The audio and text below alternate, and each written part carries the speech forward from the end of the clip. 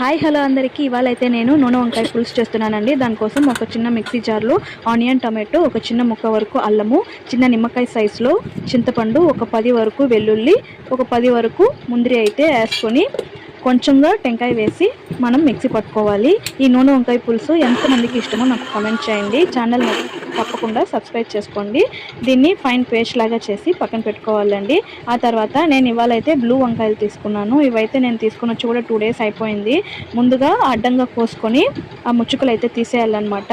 అడ్డంగా కోసారంటే అందులో ఏదైనా పురుగులు కానీ పుచ్చులు కానీ ఏదైనా ఉన్నాయంటే మనకు బాగా కనిపిస్తాయి అన్నమాట. అలా అన్నీ చెక్ చేసుకొని కొంచెం గిన్నెలో వాటర్ వేసుకొని కల్లుప్పు యాడ్ చేసి కట్ చేసుకున్న బ్రింజాలన్నింటినీ అందులో వేసి కడిగి శుభ్రంగా పక్కన పెట్టుకోవాలి.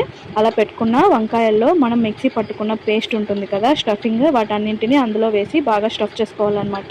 నాకైతే ఒక 2 కాయలు పుచ్చిపోయాయి, లేకపోతే అవి కూడా యాడ్ చేస్తుంటే సరిపోయి ఉంటుంది. ఇది మిగిలిన వంకాయలు అనమాట. వీటన్నింటిలో బాగా స్టఫ్ చేసుకొని ఒక ప్యాన్ పెట్టుకొని ప్యాన్లో అయినా చేసుకోవచ్చు, లేదంటే నేను ఇవాళ కుక్కర్లో చేస్తున్నాను. మన ఛానల్లో ఆల్రెడీ ప్యాన్లో అంటే కడాయిలో చేసిన ఇలాంటి గ్రేవీ ఉంది, మీరు అది కూడా ట్రై చేయొచ్చు అనమాట. ఇలా స్టఫింగ్ చేసుకున్న వాటన్నింటినీ ఆయిల్లో కొంచెం ఫ్రై చేసుకోవాలన్నమాట. ఎక్కువగా కదపకూడదండి.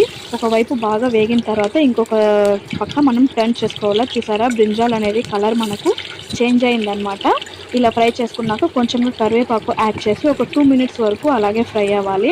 ఆ తర్వాత మనం మిగతా ఉంటుంది కదా పేస్ట్, వాటిని కూడా నేను 1.5 స్పూన్ వరకు వేస్తున్నాను అనమాట. వీటన్నింటినీ వేసి కదపకుండా అలాగే ఉంచేసేయాలి. మీకు బాగా తెలుసునంటే అలాగే కుక్కర్తో పాటు ఒకసారి కదిలిస్తే సరిపోతుంది.